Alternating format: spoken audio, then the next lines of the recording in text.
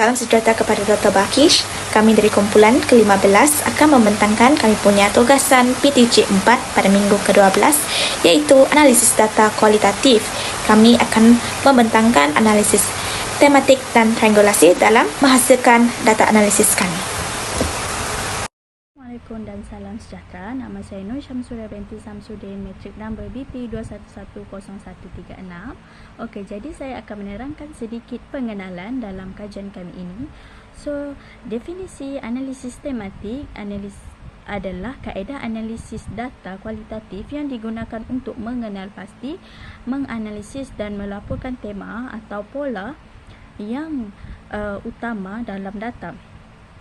Okey, dan ia melibatkan proses menyusun data menjadi kategori-kategori yang bermakna yang mencerminkan isu penting yang berkaitan dengan soalan kajian. Okey, so terdapat 8 tematik dalam kajian kami iaitu pengalaman emosi semasa kaunseling, budaya dan persepsi kaunseling, cabaran komunikasi, kepekaan terhadap kaunselor, kepercayaan kepada kaunselor, kesan kaunseling, pengaruh jantina dalam kaunseling, stigma terhadap kaunseling. So itu itu adalah 8 tematik yang ada dalam kajian kami. Itu sahaja daripada saya. Terima kasih. Seterusnya, saya Syarina binti Ahmad, nombor matriks BP 2111019 akan menerangkan tentang kaedah analisis data yang kami gunakanlah. Jadi, untuk menganalisis data kajian kami ini, kami menggunakan kaedah analisis tematik lah. Jadi, proses ini dilakukan melalui 5 langkah yang akan saya terangkan satu persatu. Pertama sekali, saya dan juga ahli kumpulan lain membaca transkrip untuk memahami data lah. Jadi kami mulakan dengan membaca transkrip temu bual atau verbal team secara teliti untuk memahami apa yang dikongsikan oleh responden kami lah. So langkah ini membantu kami mengenal pasti dari segi emosi atau message utama dari jawapan mereka. Langkah yang kedua, kami mengenal pasti quote awal ataupun early quote. So, selepas memahami transkrip, kami cari kata kunci lah atau frasa penting dalam data tersebut yang dikenali sebagai quote awal atau early quotes. Jadi, quotes ini membantu kami mengenal pasti isi penting yang berkaitan dengan kajian kami. Selepas kami mengenal pasti quote awal, kami kelompokkan quote kepada tema lah. So, quote-quote yang serupa atau berkaitan, kami kumpulkan di bawah satu tema lah begitu. Jadi, tema ini akan mewakili isu utama yang muncul dalam data kajian kami. Tema-tema kami itu terbagi kepada 2, yaitu tema utama dan juga tema-tema lain lah. Selepas kami mengelompokkan kepada tema tersebut, tema yang kami dapat, kami memeriksa keserasian tema tersebut lah. Jadi, kami semak semula tema yang telah dikenal pasti untuk memastikan ia benar-benar relevan dengan data dan dia menjawab objektif kajian kami lah, atau lebih kepada tajuk kajian kami atau tujuan kajian kami. So, di sini memeriksa keserasian tema ini, kami juga dibantu oleh ketua kumpulan kami dan ahli-ahli yang lain lah. Akhir sekali kami menyusun tema untuk menjawab objektif kajian kami lah. Jadi akhirnya tema-tema ini akan disusun untuk menjawab objektif kajian kami. Ini memastikan setiap tema memberi gambaran yang jelas tentang pengalaman klien dan bagaimana isu-isu utama dalam kajian dapat dijelaskan. Contoh yang boleh saya bagi adalah seperti yang saya bagi dalam slide ini, di mana pertama sekali kami akan mengenal pasti quote awal lah. Jadi dalam transkrip tersebut ada responden klien di mana kaunseling membantu mengurangkan stres, memberi ruang untuk meluahkan perasaan lah. So di situ saya highlight kata stres. So ini merupakan quote awal kepada untuk mengelompokkan quote lah kepada tema lah. Jadi di sini kami boleh temakan sebagai stress ini merupakan dalam tema pengalaman emosi semasa sesi konseling. Assalamualaikum warahmatullahi wabarakatuh. Nama saya Ashira binti Muttalib, nombor matriks BP 2110267 akan membentangkan mengenai tema utama bagi kajian kami. Baiklah, tema utama yang pertama ialah pengalaman emosi semasa kaunseling, di mana kesemua responden bermula dengan rasa gugup atau takut tetapi menjadi lebih lega dan yakin selepas beberapa kali sesi, terutama dengan kaunselor yang empati dan memahami budaya. Contoh petikan pula adalah, awalnya saya rasa takut dan segan berkongsi, tapi selepas beberapa sesi, saya mula rasa selesa. Kaunselor sangat memahami dan selepas kaunseling, saya lebih yakin dan nampak langkah yang perlu diambil. Petikan ini dipetik daripada responden kedua. Seterusnya adalah tema yang kedua, iaitu budaya dan persepsi kaunseling. di mana budaya dan persepsi kaunseling banyak dipengaruhi oleh kepercayaan tradisional, stigma sosial dan juga nilai budaya setiap etnik. Contoh petikan pula adalah masyarakat di sekitar saya, terutama orang Bugis, tidak mempercayai kaunseling. Mereka lebih mempercayai dukun, tabib atau orang pandai. Bagi mereka, kesihatan mental ini terjadi disebabkan oleh gangguan makhluk halus. Petikan ini diambil daripada responden yang keempat. Seterusnya, tema yang ketiga pula iaitu cabaran komunikasi, di mana cabaran komunikasi dalam kaunseling melibatkan aspek bahasa, gaya komunikasi dan juga kesukaran meluahkan perasaan, di mana contoh petikan diambil berkomunikasi dengan kaunselor yang lebih selesa dengan bahasa Inggeris, saya struggle sedikit. Petikan ini diambil daripada responden yang keenam.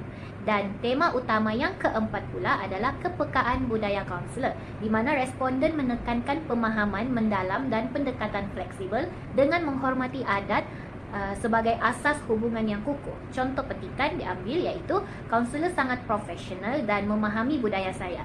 Dia gunakan latar belakang saya untuk memberi nasihat yang relevan, jadi saya lebih difahami. Petikan ini diambil daripada responden yang kedua.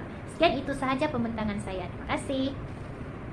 Saya akan menerangkan mengenai tentang tema lain, yaitu tema kelima ialah kepercayaan kepada kaunselor, di mana pengaruh budaya memainkan peranan penting dalam membina hubungan dengan responden. Seperti contohnya, responden 4 menyatakan bahwa kaunselor lebih tertarik untuk mendengar budaya saya menjadi lebih teruja untuk memuaskan penceritaan.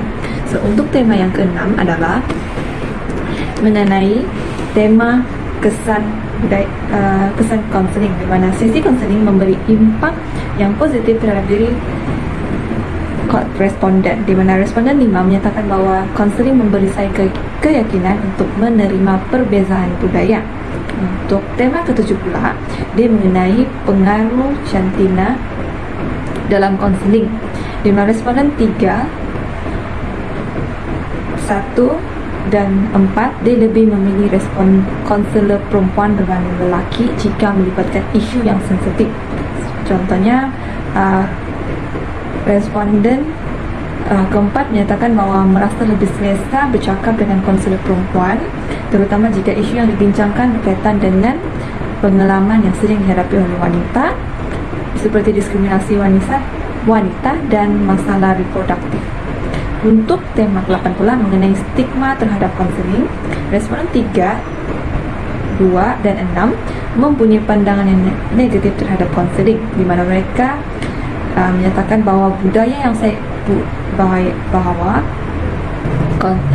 saya fikir bahwa orang yang bermasalah adalah saja yang perlu pergi ke sesi konseling. Itu je para saya. Sekian dan terima kasih. Baiklah, saya akan membentangkan bahagian analisis data menggunakan triangulasi. Jadi dalam kajian kami ini, kami menggunakan 3 sumber data utama, yaitu respon klien, pandangan konselor, dan juga diary refleksi klien. Jadi dalam triangulasi ini, dia adalah bertujuan untuk memastikan kesahan dapatan daripada data kami tersebut. Jika isu yang sama muncul dalam data klien, konselor, dan juga diary refleksi, jadi tema yang telah kami buat itu adalah dianggap sebagai sahih ataupun valid dan juga lebih menyeluruh dan juga reflektif terhadap kami punya pengalaman sebenar klien itu. Klien ini adalah responden utama kami dalam kajian kami. Selain itu, ia juga menambah nilai kepada kajian kami serta juga memberi pelbagai perspektif yang melengkap antara satu sama lain. Okey, baiklah. Jadi contohlah tema dalam pengalaman emosi dalam sesi konseling klien. Itu adalah kami punya sumber pertama, iaitu responden utama kami, iaitu klien. Jadi kami akan meminta kesahihan daripada pandangan konselor, iaitu dari maklum balas dan pengamatan profesional terhadap sesi tersebut, dan juga kami akan melihat dari segi dari refleksi klien bagaimana dia punya catatan klien ini mengenai pengalaman dia ataupun perkembangan selepas sesi klien tersebut. Jadi ini adalah untuk menunjukkan konsistensi. Contohnya jika klien dan konselor melaporkan kesan positif konseling yang menunjukkan keberkesanan sesi, dan juga triangulasi ini juga tujuan dia untuk kena pasti ketidakkonsistenan.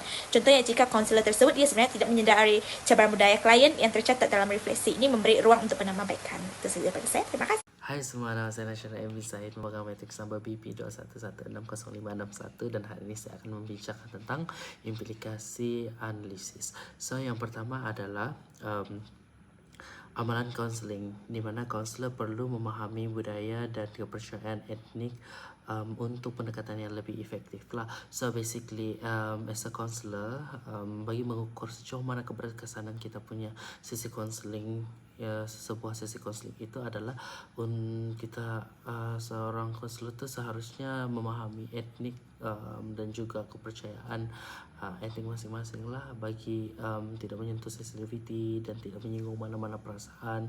Jadi sesi kita akan berjalan dengan lancar dan lebih genuine bersama klien lah. And then seterusnya adalah policy university, di mana pusat counseling seharusnya mesra budaya dengan konselor berbagai latar belakang. So basically pusat counseling ni yang dia ada di universiti masing-masing ni seharusnya mempunyai konselor yang dari berbagai etnik budaya begitu. So basically untuk di mana memahami setiap pelajar ataupun staff yang ada di universiti itu lebih keterbukaan lah untuk menerima mereka begitu. Lepas tu pelajar, dari segi pelajar pula konseling membantu pelajar mengatasi cabaran budaya dan latar dan tekanan emosi. So basically pelajar merupakan antara golongan yang betul-betul terkena dampak daripada tekanan emosi dan juga isu-isu berkaitan dengan etnik ni. So konselor haruslah bersedia untuk membantu mereka dalam menangani isu yang mereka hadapi. Okey, lepas tu yang keempat iaitu akademik pula. Kajian ini menjadi asas model kaunseling multi etnik ataupun kepelbagaian budaya. So basically this kind of case ataupun kajian ni dapat membantu sedikit sebanyak kaunselor lah untuk lebih bersedia dan juga aware dengan semua yang berkaitan dengan implikasi analisis lah. So itu saja daripada bahagian saya. Thank you. Okey, kesimpulannya, budaya mempengaruhi pengalaman kaunseling pelajar di mana kepercayaan dan norma budaya membentuk cara mereka memahami dan menerima kaunseling. Walau bagaimanapun, stigma sosial dan kekurangan pendekatan mesra budaya menjadi cabaran utama. Konselor perlu memahami isu budaya dan emosi pelajar untuk meningkatkan keberkesanan sesi kaunseling. Sensitiviti budaya dapat membina kepercayaan dan menjadikan kaunseling lebih bermakna dan menyumbang kepada kesejahteraan emosi pelajar. Jadi itu sahaja daripada kumpulan kami. Sekian, terima kasih.